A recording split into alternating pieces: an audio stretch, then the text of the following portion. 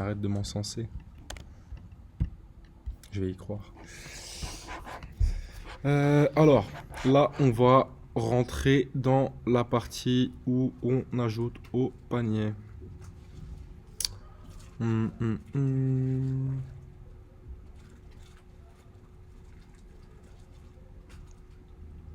Ok, donc là, on est sur l'index de nos products. D'accord? Donc je vais me rendre ici. Donc là, je suis dans products.html. .erb. Non, je suis dans products. Ouais, ça enregistre. Products index html.erb. Donc là, ce tableau-là, on va le. On va rajouter une quatrième action ici qui s'appelle ajouter au panier, d'accord? Et l'idée c'est que cette quatrième action là, ce lien là, il ajoute l'item à notre panier. Donc pour l'instant, ce que je vais faire, c'est que je vais simplement ajouter un lien qui renvoie vers une encre, hein. Donc rien ne va se passer. Mais l'idée c'est qu'à terme, ça soit le cas. Donc là, je rajoute link to ajouter au panier. Ici, vous voyez, j'ai un data confirm. Le data confirm ici que vous avez dans le link to. Donc le link to, encore une fois, c'est un helper. Les helpers, c'est quoi? C'est des méthodes que vous pouvez réutiliser dans la vue. Ici, le link to, c'est simplement un raccourci pour la balise A. D'accord? Donc la balise qui permet de créer un lien. Ici, vous avez data confirm are you sure. Ça, c'est simplement un raccourci qui vous permet de mettre une confirmation avant d'effectuer l'action, d'accord? Donc là, c'était sur le destroy. Donc si je clique sur destroy ici, j'ai bien mon are you sure qui s'affiche. Si je fais OK, ça exécute l'action. Sinon, ça la prevent default. Donc ça l'annule, d'accord? Donc là, je vais simplement enlever mon data confirm et le méthode delete. Et à la place de mon product ici, puisque je ne vais pas rediriger vers le panier, je vais pouvoir ajouter au panier à terme. Je le remplace par le symbole sharp qui correspond à une encre, d'accord? Donc clique sur ajoute au panier, il ne se passe rien pour l'instant. Dis-moi Daniel. C'est quoi le nom de la route? C'est quoi? C'est ajouter au panier, destroy edit show ou c'est Non, là pour l'instant, j'ai simplement rajouté une route ajoutée au panier qui redirige vers l'encre sharp, ok? Pour les autres, elles ont déjà été créées via le scaffold. Ça, c'est nous qui l'avons fait, ça. On les voit pas les autres. Bah si, là c'est la route là. Par exemple pour product, le show, tu peux simplement passer le produit et Rails il va comprendre de lui-même qu'il va devoir rediriger vers l'action show du contrôleur product, d'accord? Pour edit ici on a la route, donc edit product pass. Et si on passe le produit, puisque edit product pass c'est un pass qui attend un ID, donc on le récupère directement via product qui est ici. Ici destroy, on passe simplement le produit avec la méthode delete. Et Rails comprend tout seul qu'on va vouloir appeler la route destroy product pass. Ok? Donc là, si vous voulez voir vos routes, vous pouvez les voir ici. Donc en tapant Rails/info aux routes. La vérité, c'est que si vous tapez n'importe quoi ici, par défaut, vous tomberez sur cette page-là qui répertorie aussi les pages. D'accord? Donc là, pour voir les routes qui sont propres à nos products, on les voit ici. D'accord? Donc pour l'index, par exemple, c'est products avec un S pass puisque ça nous retourne une collection. Donc c'est au pluriel. En revanche, là, quand on va être sur nos product pass, puisqu'on en crée un nouveau, qu'on a une edit 1 et qu'on en affiche un ici dans ce cas-là, c'est bien au singulier. D'accord? Ici, on voit que edit product pass attend bien un ID. C'est normal parce que si on veut en éditer un, on estime qu'il existe déjà. Donc on édite un produit existant. Quand on veut le montrer, on attend un ID. Pardon? À gauche, là, c'est le nom. Ça, c'est le nom des routes, c'est ça. Donc ça, c'est ce que tu vas pouvoir mettre dans ton link to. Tu vois ce que tu vois ici? Non, c'est le lien, c'est le pass, c'est le chemin. Ça, c'est une sorte de... C'est un helper qui va réécrire ton URL. C'est plus simple, quoi. Tu vois, plutôt que de devoir écrire l'URL, ici, tu tapes simplement product. C'est plus facile à écrire, tu vois. Et si tu vois, tu as edit product pass qui attend le produit, et ben c'est le edit product pass que tu as juste ici. Donc edit product pass, ici tu peux voir que ça attend un ID pour le produit. D'accord? Donc voilà, edit product pass, en fait, si tu veux, regarde bien, c'est l'équivalent de ça, avec un ID. Ok? Oui. Voilà. Donc là, on est là, on a le bouton ajouter au panier. Ok, cool. Donc selon vous, qu'est-ce qu'il devrait pouvoir faire ce bouton ajouter au panier à tes souhaits? Exécuter la méthode. Hein? Exécuter la méthode. Alors, mais qu'est-ce qu'il va devoir faire? Il va devoir ajouter quoi à quoi? Ah, il va devoir ajouter un produit au panier. C'est ça. Donc, notre user, il a un order. Cet order-là, il a plusieurs order as product. Et il a plusieurs products via ce order as product. D'accord? Donc, en gros, ce qui se passe là, c'est quoi? C'est que on vient créer un order product, en fait. On est d'accord? On vient créer un order as product dans un order existant. D'accord? Donc, ce qu'on va faire là, c'est qu'on va créer notre order as product controller. Donc, pour ça, je vais reprendre le product. Non, vous savez quoi? Je vais le recréer de zéro. Donc là, je vais aller dans product controller. Moi, j'aime bien faire ça. Je réenregistre sous order as product controller.rb. Ici, je renomme mon contrôleur en order as product controller. Je supprime tout le reste.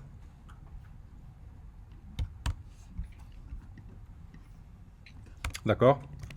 Et donc, on a parlé de création. Donc, comme on parle de création, on se crée une méthode. C'est ça. Donc, on va venir appeler la méthode create. Donc, pour ajouter au panier, on va passer par la méthode create. Exactement. Donc là, comment est-ce qu'on retrouve le panier de l'utilisateur? L'utilisateur, il est relié à l'utilisateur par son ID. C'est ça, exactement. Donc, comment est-ce qu'on retrouve l'utilisateur déjà? On fait un web ID. Comment est-ce qu'on retrouve l'utilisateur courant là? L'utilisateur qui est connecté? Current user. Exactement. Donc, current user. Donc, nous, ce qu'on veut récupérer là, on est d'accord, c'est l'order, hein, c'est ça? Donc, comme on instancie une variable, par convention, on précède la variable par un arrobase. Donc, @order est égal current user point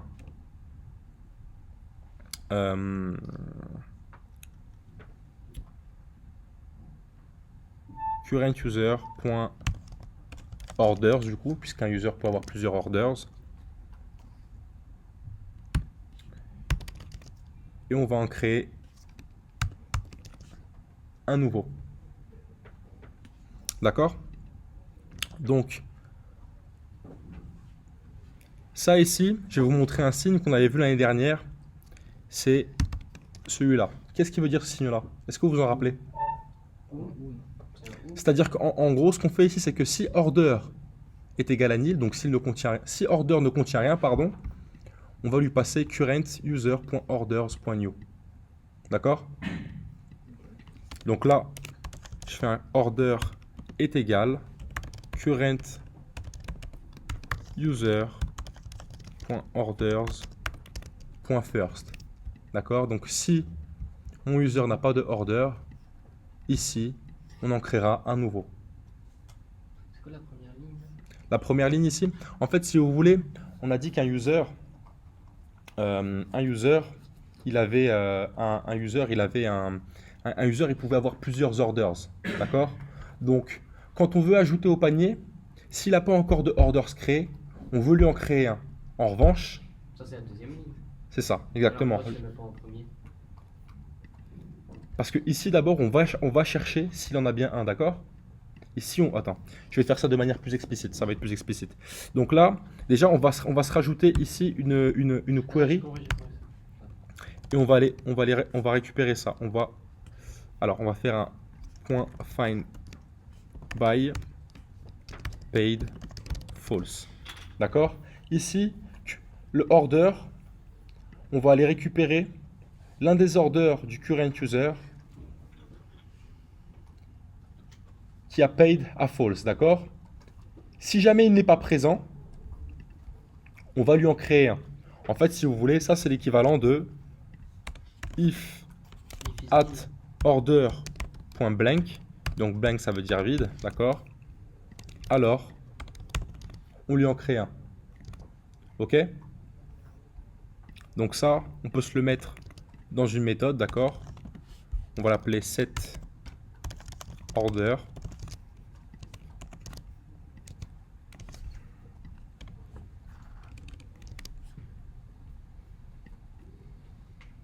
Et ici, on va se mettre un...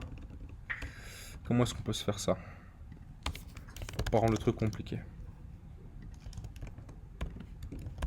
Return order. Et ici, je vais faire un at order est égal set order. Ça va pour vous ou pas? Juste, arrobase order, c'est une variable globale. Ouais. Donc pourquoi tu mets pas juste cet order pour lui dire d'initier la variable sans return même? En fait j'aurais pu le faire. En fait, je voulais pas complexifier le truc, mais en vérité, c'est très bien ce que tu viens de dire. En fait, ce que j'aurais pu faire, c'est ça, regarde. Mais comme il y a beaucoup de notions là, je voulais pas les mettre directement. Mais si tu veux, on peut mettre un before action ici qui dit set order only. Donc là, ça dit que pour avant d'exécuter mon action create, avant d'exécuter create, pardon, j'exécute set order. D'accord? Donc ça, en effet, bien joué, monsieur. Ça nous permet d'avoir at order accessible dans create. D'accord? C'est clair ou pas? Et tu vois, on n'a plus besoin de la retourner, de faire at order est égal set order. Tu peux pas, ça marcherait pas si tu mettais dans le dev create juste cet order comme ça dans le vide? Si, ça marcherait. Mais du coup, le set order, imaginons qu'on le rappelle d'autres fois pour d'autres raisons. Ah oui, Dans d'autres actions, on devrait réécrire cet order. Mais pour respecter le don't repeat yourself, donc dry, on peut faire ça comme ça. Mais en effet, pour l'instant, comme on n'a qu'une seule action, l'action create, on peut simplement mettre set order. C'est la même chose. Donc voilà. Là, on a fait set order, donc du coup, on a bien accès à la variable at order.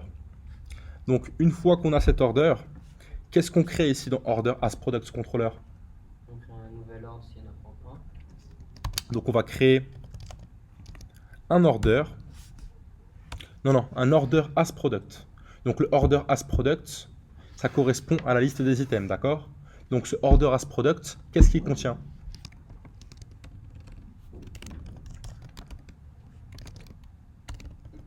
Il contient quoi ce order as product? Exactement, des produits et un order. Un produit et un order. Donc, pour ça, ce qu'on va faire... Ça fait comment pour voir le order as product controller.rp? Je l'ai créé à l'instant, en fait. J'ai enregistré par-dessus mon products controller et j'ai renommé products controller en order as products controller. Ok? Donc là, je fais un order as product point new qui va prendre en paramètre un product ID et l'order qu'on vient de créer ou qu'on vient de récupérer. D'accord? Donc en fait, c'est simple. Le bouton qu'on a ici, ça va simplement envoyer en poste le product en question. D'accord? On va envoyer le product ID en question et on va venir le récupérer ici. D'accord? Le product ID et depuis le product ID, on pourra récupérer le price. Ou alors on peut passer directement à les deux informations. D'accord? Donc, en Ruby on Rails, ça on l'avait déjà vu l'année dernière aussi, on a un truc qui s'appelle les strong parameters. C'est-à-dire que là, ici, qu'est-ce qu'on fait? Ici, on initialise la création de order as product. On fait order as product.new et on peut directement lui passer les paramètres avant de l'enregistrer. Donc, on l'enregistre, on l'initialise avec new et on l'enregistre avec save. D'accord? On ne peut pas passer directement les paramètres ici. C'est-à-dire que je ne peux pas faire params de product ID, etc. En fait, d'abord, on doit passer par les strong parameters. Les strong parameters, c'est un filtre qui nous permet de vérifier ce que nous a envoyé l'utilisateur. D'accord? Ça, vous l'avez vu en programmation et pas qu'en Ruby on Rails. Never trust user input. D'accord? Donc, ça, c'est une règle. Vous pourrez très bien le faire, mais ce ne serait pas secure. On crée une méthode qui va venir filtrer les paramètres, puisqu'on ne peut pas permettre l'envoi de tous les paramètres. D'accord? Je ne peux pas mettre params directement ici et laisser l'utilisateur mettre tous les paramètres qu'il veut. Du coup, je crée une méthode qui s'appelle def set order has product underscore params. Non, même pas. Order as product params tout court.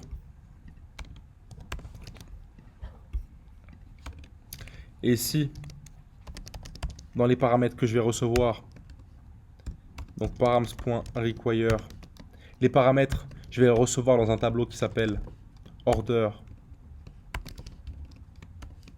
has, dans une clé order as product. Et après, je vais permit les paramètres que je laisse l'utilisateur utiliser. D'accord? Donc en l'occurrence, c'est product. En l'occurrence, c'est product ID. Et je ne vais pas laisser l'utilisateur, enfin, je vais pas c'était le price depuis ce que nous a envoyé l'utilisateur, puisque l'utilisateur pourrait très bien modifier cette donnée directement dans le code. D'accord? Donc ça, on va venir checker depuis la base de données le prix du produit. Les paramètres, tu les mets pas dans. Il n'y a pas de paramètres dans la fonction en fait. Et là, du coup, order as product.new, donc ça va nous initialiser un order as product avec les paramètres suivants. Donc le paramètre suivant qui est product ID en l'occurrence. D'accord? Et en fait, c'est même at order. Non, ça va devenir compliqué si je fais ça comme ça. At order has product. Donc on va aussi l'associer à un order. Donc pour ce faire, on fait simplement order as product.order est égal at order. Et là, at order has product.save pour sauvegarder notre order as product. D'accord?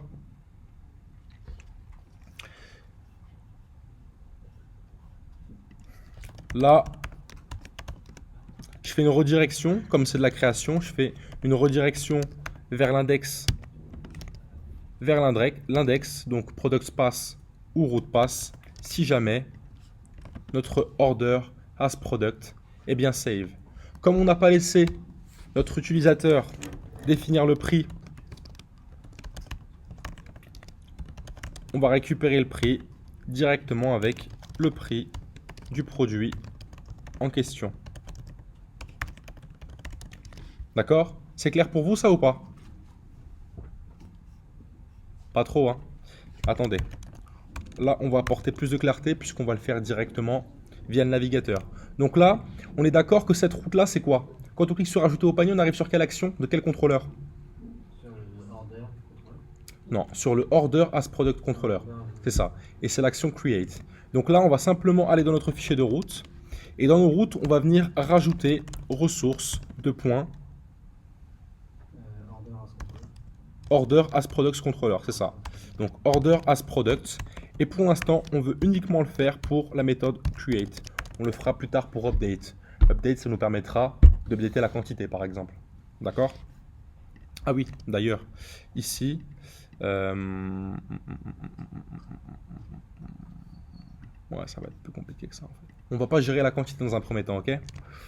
On va pas gérer la quantité. Enfin bref. Là, du coup, si je réactualise ma page où j'ai mes différentes routes, je vais chercher order as product pass. Donc voilà, ça c'est bien une route en poste qui va nous permettre de créer d'appeler l'action create du contrôleur order as products. D'accord? Donc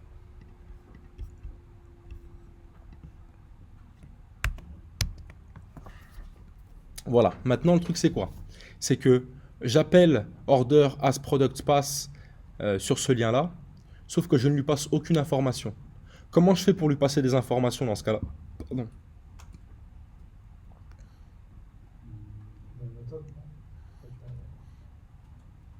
En fait, la manière la plus simple pour poster des informations comme celle-là, c'est de créer un formulaire. D'accord? De créer un formulaire et à ce moment-là, le bouton, et à ce moment-là, ajouter au panier, ce sera un bouton. D'accord? Ou alors, en vérité, bon, je vous montre, link to post raise.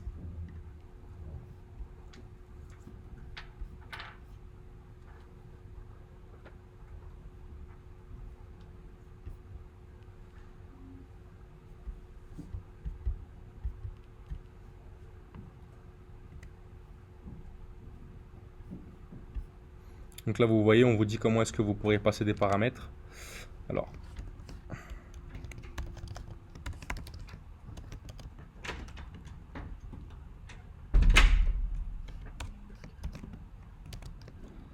Euh,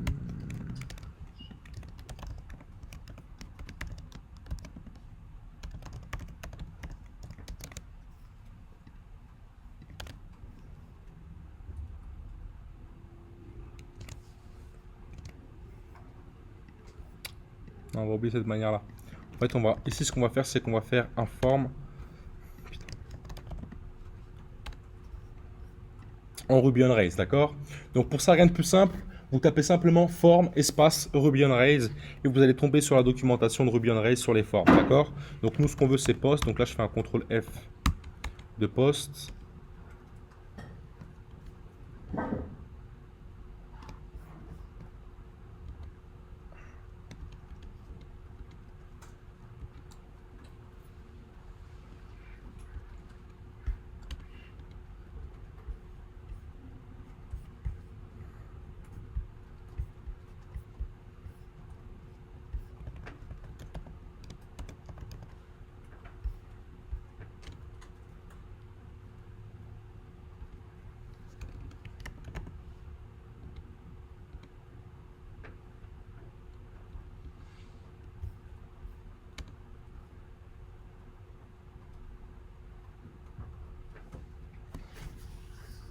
Voilà. Donc c'est comme ça que vous faites. Ça s'appelle form with. Avant c'était form for. Je connaissais pas form with parce que moi j'utilise une gemme pour mes formulaires qui s'appelle simple form. Donc ça faisait longtemps que je n'étais pas allé par la doc de Rails pour créer des formulaires. Donc là, ici vous voyez, vous avez form with. Ici article, ça correspond à l'instanciation de la classe article. Donc ici, nous, on va simplement mettre un order has product.new. C'est dégueulasse ce que je viens de faire là, d'accord? On n'initialise jamais une variable dans la vue comme ça. D'accord? On n'instancie jamais comme ça dans la vue. Donc là, ce qu'on va faire, c'est qu'on va venir couper ça et on va mettre order has product directement ici. Ensuite, on va aller dans notre products controller, puisque là, c'est l'action index de notre products controller. Et ici, on va venir faire at order has product est égal order has product.new. D'accord? Donc là, en gros, ça permet à notre formulaire de deviner que le formulaire qu'il va vouloir envoyer, il est pour order as product. Comme il va voir que ça a été initialisé, que ça va être initialisé et que l'objet n'est pas encore créé, il va comprendre que c'est pour de la création. Si par exemple order as product contenait un order as product, il aurait compris que c'était pour de l'édition et il aurait affiché un formulaire d'édition. Là, il devine deux choses. Il devine que c'est pour le modèle order as product, donc il va devoir taper dans la route create de order as product, et il devine que c'est pour de la création, puisque order has product n'est pas encore persisté. D'accord? On vient de faire un point new. C'est pas un objet qu'on a été recherché en base de données. D'accord? Donc là, nous, le champ qui nous intéresse, c'est le champ. C'est quel champ, à votre avis, qui nous intéresse pour ce formulaire? On va le mettre en champ caché, en hidden field. Et c'est le product ID, exactement. Donc en value, on va simplement lui passer le product.id. D'accord? Donc hidden field, vous l'aurez compris, ça correspond à un input de type caché. Si vous ne savez pas comment faire pour d'autres champs en Ruby on Rails, vous tapez input, je sais pas, par exemple hidden Rails, voilà. Et là, vous comprenez que c'est hidden field. Ok? Donc là, on actualise la page. J'appelle mon bouton ajouter au panier. Donc là, on va venir inspecter rapidement pour voir à quoi est-ce que ressemble le formulaire. Donc là, vous voyez ici, j'ai bien un formulaire avec en type hidden le product ID qui est contenu dans order as product. Donc je ne sais pas si vous voyez là. Vous voyez? Donc order as product, vous voyez? Et dedans, on a product ID. Le champ est de type hidden et la value c'est 3. La value c'est 3 parce que mon product, son ID, il correspond à 3. Donc vous voyez ici ce qu'on a là? Order as product, product ID. Vous le voyez ou pas tous? Ouais? Ok. Et bien ça correspond aux paramètres qu'on va venir permettre ici, d'accord? Parce qu'en gros, quand on va recevoir ces informations-là, on va recevoir ça dans un tableau de paramètres. Ici, qu'est-ce qu'on dit, Elliot? Ici, on dit quoi? On dit que dans notre tableau de paramètres, on va venir require order as product et que parmi les paramètres contenus dans order as product, on va donc permettre les paramètres suivants, qui en l'occurrence sont product underscore ID. Il n'y en a pas d'autres. On ne veut pas que l'utilisateur puisse setter le prix parce qu'il pourrait très bien aller modifier ça dans le code. D'ailleurs, il y a des sites qui ont le bug, donc allez-y, faites-vous plaisir. Achetez une PlayStation à 1 euro.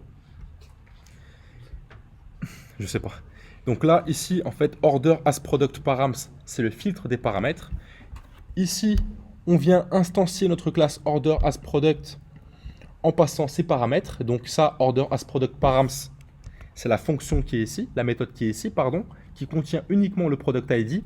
Ici, à ce order as product comme order ID. Donc là, j'ai mis point order puisque Rails fait le raccourci tout seul, mais c'est plus order underscore ID, mais c'est optionnel. Et là, j'aurais dû mettre point .id. Mais je peux très bien, comme j'ai fait la relation belongs to et has many, je peux directement mettre order et spécifier l'order juste après. Donc l'order, rappelez-vous, c'est ce qu'on a créé dans cette order. Le at order as product.price, ça correspond au prix du produit sur l'instant T. Rappelez-vous, sur l'instant, comment est-ce qu'on dit ça? On veut capter le prix sur l'instant. Imaginons que plus tard on fasse une promotion. On ne voudrait pas que ça modifie le panier d'un utilisateur qui est déjà payé. D'accord? Et ensuite, ici, on fait un @order as product.save pour sauvegarder cet objet dans notre base de données. D'accord? Ici, on persiste notre objet en base de données. D'accord? Donc là, ici, on a une condition. Donc ça, c'est vraiment un type qui est propre à Ruby on Rails. Donc, on redirige si le order as product est bien save. D'accord? Donc là, on va tester. Là, on vient de voir le cheminement ensemble. Là, je clique sur le bouton « Ajouter au panier ». Donc, je n'ai pas eu d'information. Donc, on va se faire ça. Notice. Ici, on va spécifier votre produit. Pour avoir l'information, on va bien mettre votre produit. Le produit a bien été ajouté à votre panier. Le produit a bien été ajouté à votre panier. Point. D'accord? Donc là, je reclique sur ajouter un panier. Ajouter au panier. Le produit a bien été ajouté à votre panier. D'accord? Donc là, je retourne sur la console de Rails. Je fais un order has product.all et vous voyez, j'ai deux items. J'ai un premier order as product dont l'ID est 1, qui a un product ID égal à 1, un order ID égal à 1, la quantité elle est nulle. Je vous dis qu'on ne gérerait pas pour l'instant. À vous de le faire de votre côté, mais dans cet exemple-là, on ne le gérera pas. Ça prendra trop de temps et on a autre chose à voir. Le price, on a bien 19. Ça a été créé aujourd'hui. D'accord? Donc si je vais sur le order has product.first, d'accord? Je peux directement accéder à son order. Et ici, du coup, ce qu'on voit, c'est quoi? C'est que mon order ID est le même pour les deux produits, donc ils appartiennent au même panier. C'est bon pour vous ou pas? Ok. Là, on va retourner sur l'application html.erb de notre application. Et juste en haut, on va juste afficher il y a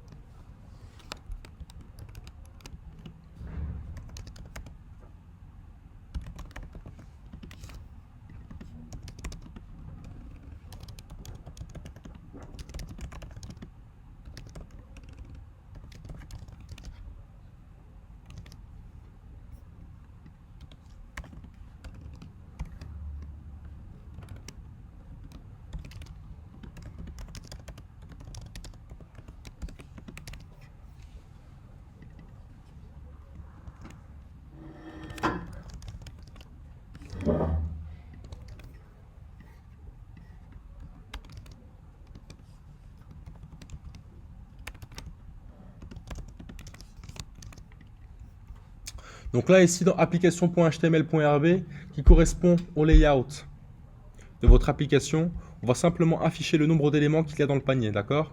Donc ça, pour l'afficher, on va même se faire un...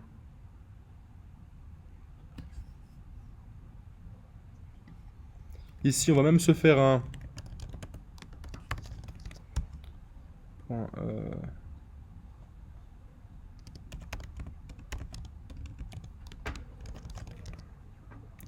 on va s'appeler ça Active Order, d'accord? Ça va, Daniel? Dans le modèle user, on va créer une méthode, d'accord? On va l'appeler Active Order, def active underscore order, et lui, ce sera simplement self. Donc là, je fais référence à l'utilisateur, self.orders.where.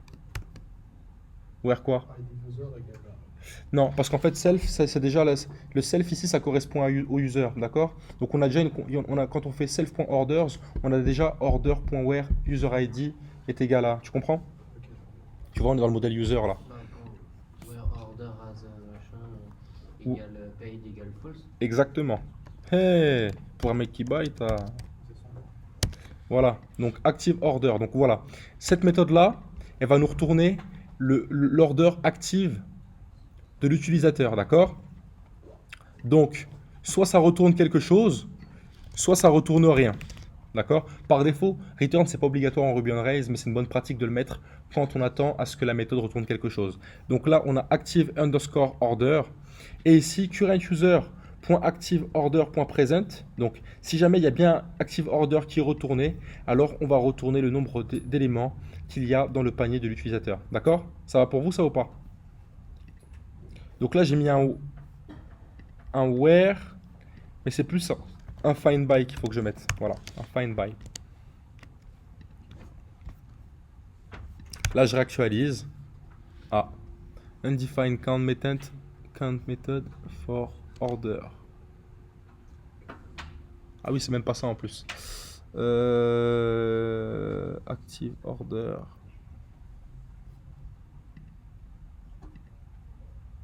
Oui. Parce que ce qu'on veut compter, c'est pas le nombre de orders, excusez-moi. C'est le nombre de products. Donc pour ça, je fais currentuser.activeorder.products.count. Ça va pour vous, ça ou pas? Ouais.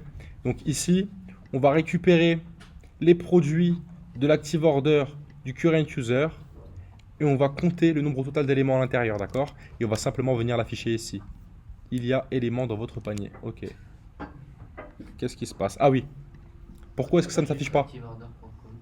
Non, pas un. Ouais, c'est pas juste ActiveOrder.count. Parce que on s'en fout en fait du active order, du nombre d'orders qu'il a. Ce qu'on veut, c'est le nombre de produits qui est à l'intérieur de l'order. Tu comprends? Pourquoi ça fonctionne pas? Un? Bah, s'il y a Bien joué, Faut les Maxime. ordres. Exactement. Non, non. Maxime a trouvé la réponse. C'est parce qu'il manquait l'égal ici, en fait. Quand vous faites ça comme ça, là, je fais au rond pour cent, sans mettre de égal, d'accord, c'est pour exécuter quelque chose comme if, mais quand c'est de l'affichage, vous devez bien faire attention à mettre le égal ici, d'accord? Voilà. Donc, il y a deux éléments dans votre panier. On va mettre un S entre parenthèses, parce qu'on aime bien la langue française. Voilà. Il y a deux éléments dans votre panier. Et là, si on retourne à l'accueil de notre truc, si on rajoute un élément au panier, il y a 3 éléments dans votre panier. Il y a 4 éléments dans votre panier. D'accord? On pourrait même se les afficher ici, comme ça. Un fort, je sais pas. Ouais, c'est ça, exactement. On peut se faire un for. Donc là, ça c'est une sorte de for each, ouais. Donc là, ici, ce qu'on va faire, c'est qu'on va faire current user.activeorder.products.each do product.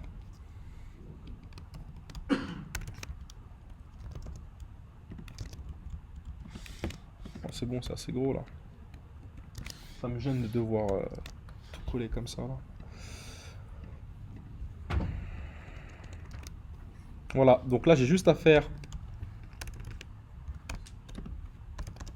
product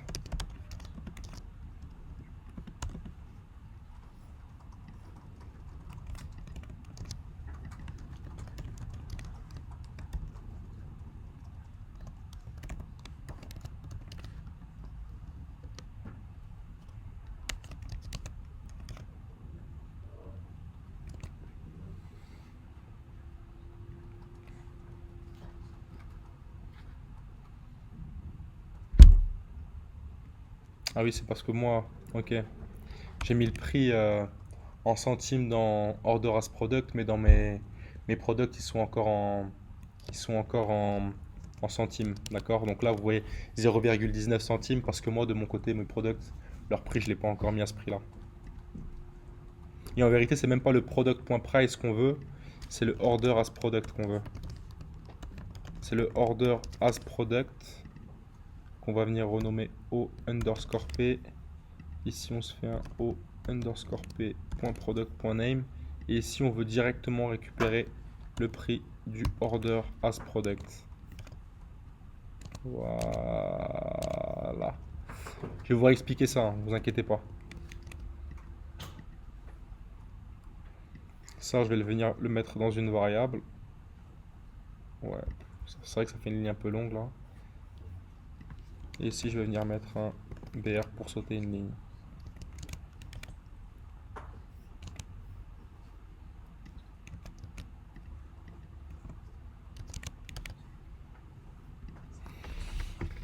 Vous voyez? Donc là, c'est les éléments de mon panier là. Donc là, vous voyez dans ma boucle, j'affiche bien. En fait, là, si vous voulez, je boucle sur mes order as products. Pourquoi est-ce que je boucle sur mes order as products ici et pas sur mes products?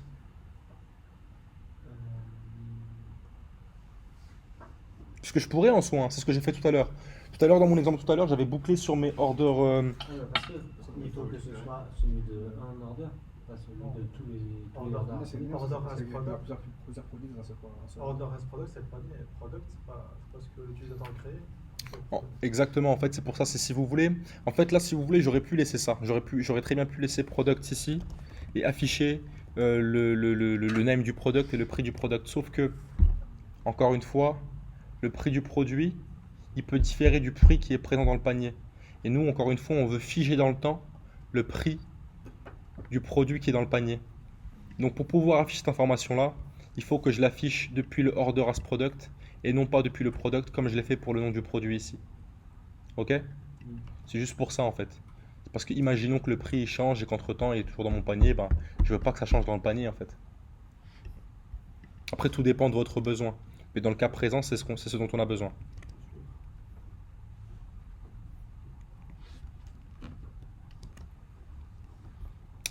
Ok.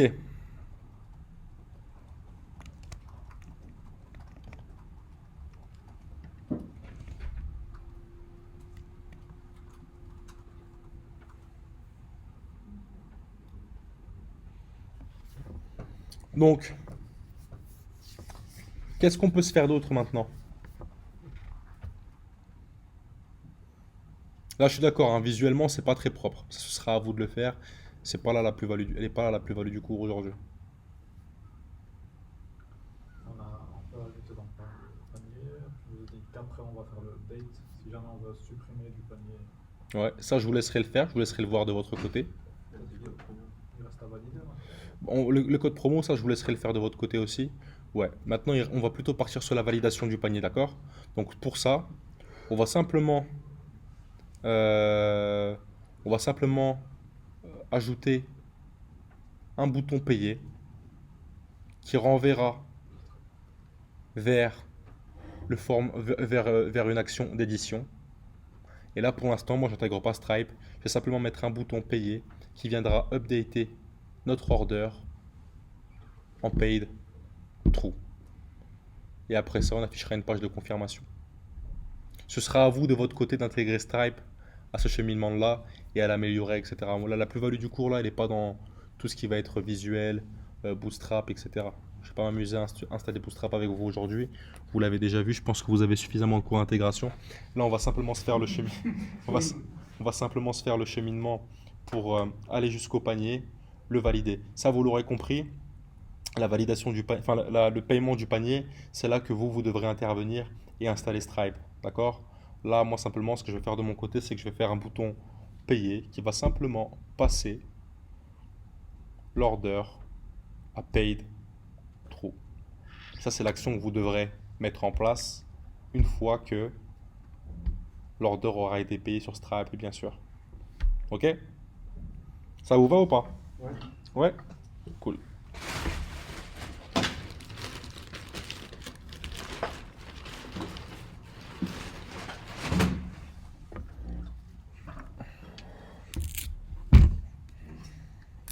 J'ai la bouche sèche.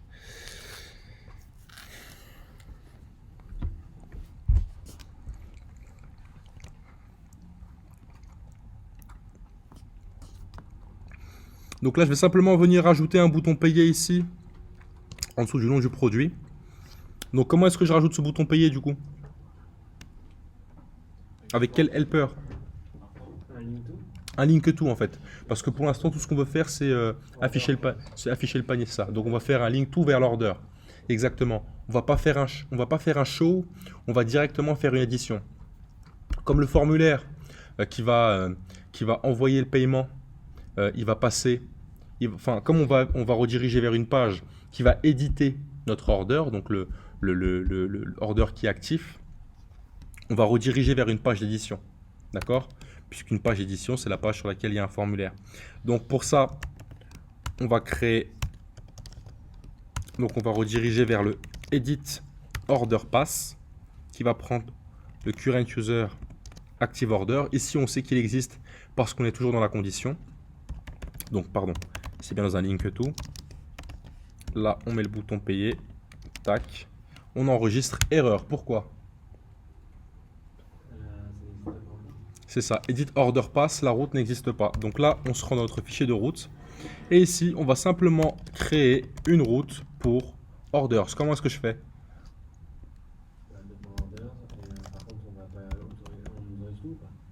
Dans un premier temps, on va déjà faire l'edit. C'est une bonne question. Dans un premier temps, on fait l'edit. Ok. Maintenant, ça existe. Donc le bouton payer, il n'apparaît pas. Pourquoi est-ce qu'il n'apparaît pas? Parce que j'ai encore oublié de mettre le égal. Ouais, c'est bon, j'ai vu, mais je sais que je suis pas intégrateur, mais je vais faire un petit effort quand même. Mettre ça dans une div. Payer. Donc là, ça nous dit Uninitialize Constant Orders Controller. C'est simplement parce que notre contrôleur Orders Controller n'existe pas. Donc,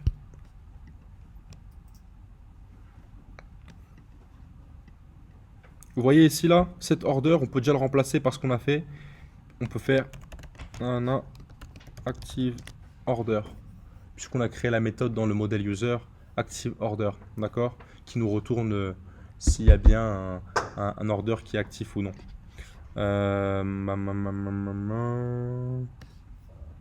Petit raccourci pour ça, encore une fois, ça aurait été de faire ça. Ça aurait été de tout simplement faire ça, d'accord. Ça pouvait se faire en quelques lignes comme ça. Ou même en comme ça. Ouais. On aurait même pu faire une ternaire. Mais bon, là c'est pour qu'il y ait plus de clarté que j'ai mis ça sur autant de lignes, d'accord? Je vous laisse l'exemple en commenter. Donc là, on va simplement venir se créer notre orders controller. Encore une fois, je supprime tout pour qu'on fasse tout ensemble. Donc là, on a l'orders controller. L'action en question, c'est edit. Voilà. Donc là, si j'actualise la page, on nous dit orders controller edit is missing a template for this request. Ok, ça veut dire que on n'a pas la vue associée à l'action edit dans le orders controller. Donc pour ça, je vais simplement créer dans mes views orders /edit.html.erb et là en H1 parce que non, en H1 parce que on est des intégrateurs, on va mettre edit order. On réactualise et on a bien edit order. Donc là, j'ai toujours mon en-tête puisqu'elle est contenue dans application.html.rb qui correspond au layout de notre application. Donc, maintenant, on va faire l'édition. Et cette édition-là, elle va devoir faire passer notre formulaire, notre order à paid true. Donc là, je vais simplement reprendre le form weave qu'on avait utilisé précédemment. Sauf que là, le modèle en question, c'est quoi? Le modèle qu'on va venir modifier, c'est lequel là? C'est order. Exactement. Donc ici, on met order. Donc là, tout à l'heure, on se l'est dit, le form weave ici, grâce à order, il va deviner à quel modèle on fait allusion. Et si c'est de la création ou de l'édition. Donc comme l'order existe déjà, ça va être de l'édition. Donc ici, dans edit, vous voyez dans l'URL ici, là, il y a un paramètre. Le paramètre, c'est quoi ici? C'est l'ID de l'order, exactement. Donc ce qu'on va faire, c'est qu'on va faire un @order est égal order.find params .id. D'accord? Là, il y a un problème de sécurité, c'est quoi? C'est que le mec il peut en faire n'importe quoi. Ça veut dire que là, n'importe qui peut modifier le... Exactement, c'est ça. Donc ce qu'on va faire, c'est quoi? C'est qu'on va faire un current user.orders.find params.id. Comme ça, on ira uniquement récupérer l'order de l'utilisateur en question. D'accord? Donc là, on réactualise. Là, ça nous dit undefined method order pass. Oui, pourquoi ça nous dit ça? Parce qu'on l'a uniquement fait pour edit et qu'on n'a pas créé de route pour l'action post. Là, je réactualise ma page. Undefined method order pass. Ah oui, pardon. Là, c'est pas pour du post. Là, ce qu'on veut, c'est de l'update, puisqu'on met à jour notre order. On le met à jour en passant paid à tout. Ok, donc maintenant, c'est bon. L'erreur qu'on a ici, elle est par rapport au hidden field. C'est très crade ce qu'on va faire là, mais ça va simplement nous permettre de passer notre order de paid false à paid true. On va le mettre dans l'action. Hein? On peut le mettre dans l'action du temps. Ouais, on peut le mettre, on peut le mettre dans l'action. Mais ça, en vérité, vous allez le faire avec Stripe, d'accord?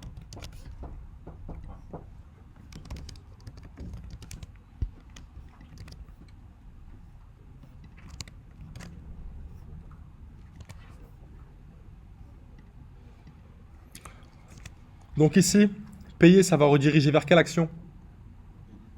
Non, vers update. D'ailleurs, là, quand j'appuie, il ne se passe rien, puisque l'action update n'existe pas. Donc, def update, ça c'est les routes du CRUD, encore une fois, en Ruby on Rails.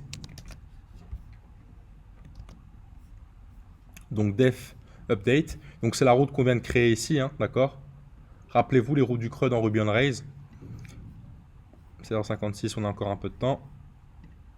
Orders controller. Donc ici, en vérité, @order, c'est pareil, hein. Vous voyez, je vais vous montrer rapidement les routes.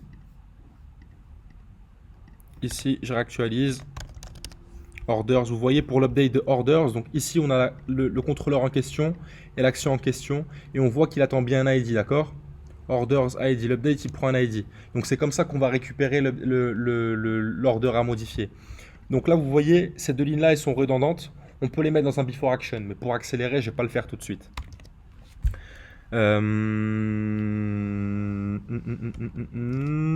Ici, je vais faire un private strong parameters encore une fois, qu'on va contenir dans order params.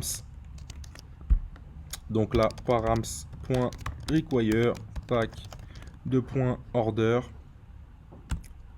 point permit, tac, et on va permettre, non, on va permettre un truc qui s'appelle token. Voilà, on va appeler ça token. Et là, on va simplement faire un if @order.token.present, alors @order.update paid à true.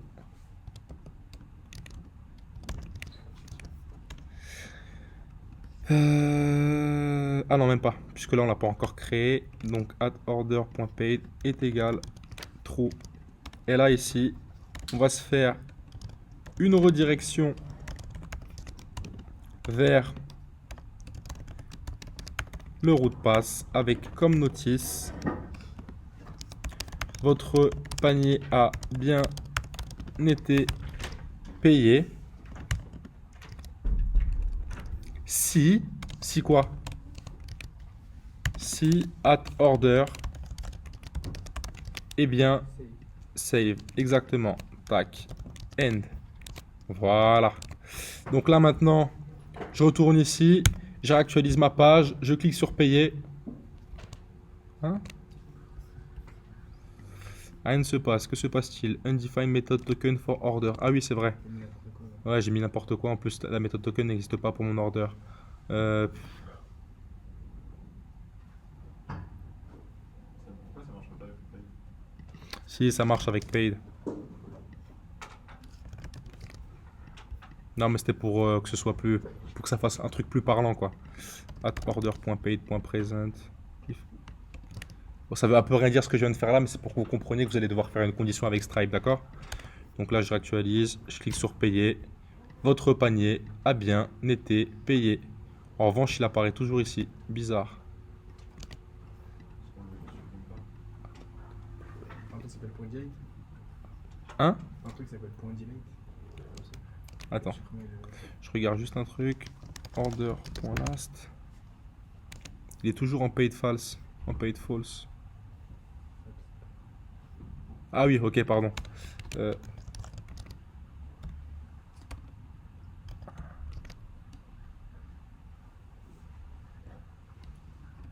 Ouais, bon, pardon. Laissez tomber mon exemple bidon.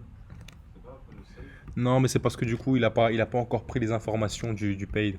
Il les a pas prises. En fait, là, on n'utilise même pas le order param CC. Là, je définis déjà comme étant paid à true.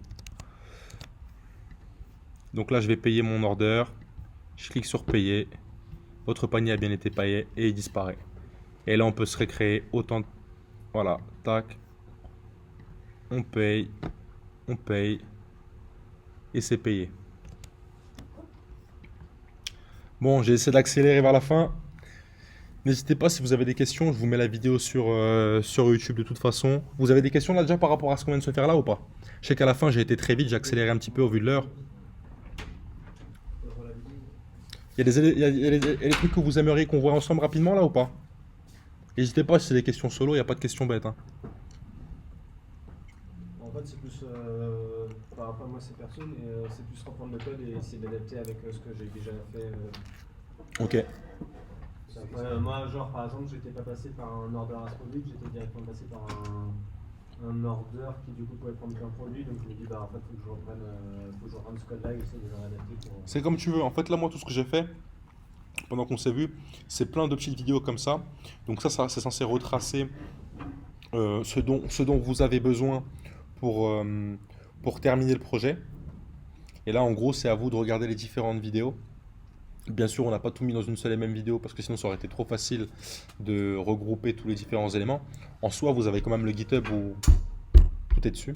Donc là, ce que vous avez vu sur Stripe, ce que vous avez vu par rapport au produit, l'ajout de panier, comment montrer un truc et tout, c'est à vous de creuser de votre côté aussi pour voir comment est-ce qu'on utilise le framework Ruby on Rails, ajouter le système de paiement et que ce soit valide, quoi. Non, de répondre, là, je te mettrai Stripe dans ce que tu as fait. Toi, je t'envoie une consigne sur Gmail. Je veux bien que tu l'envoies sur Discord après. Comme moi, j'ai pas accès au groupe. Merci, monsieur.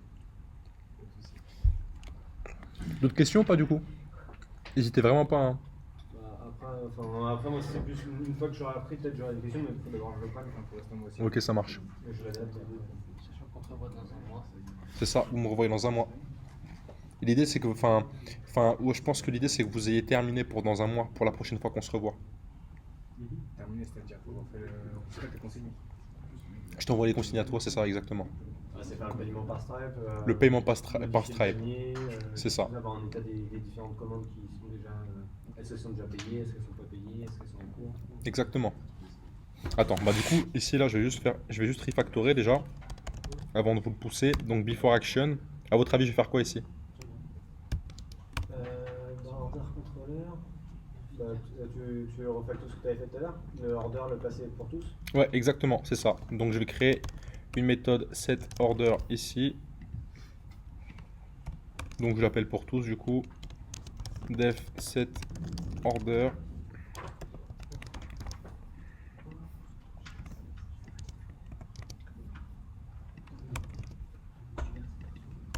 Et voilà. Parce que don't repeat yourself.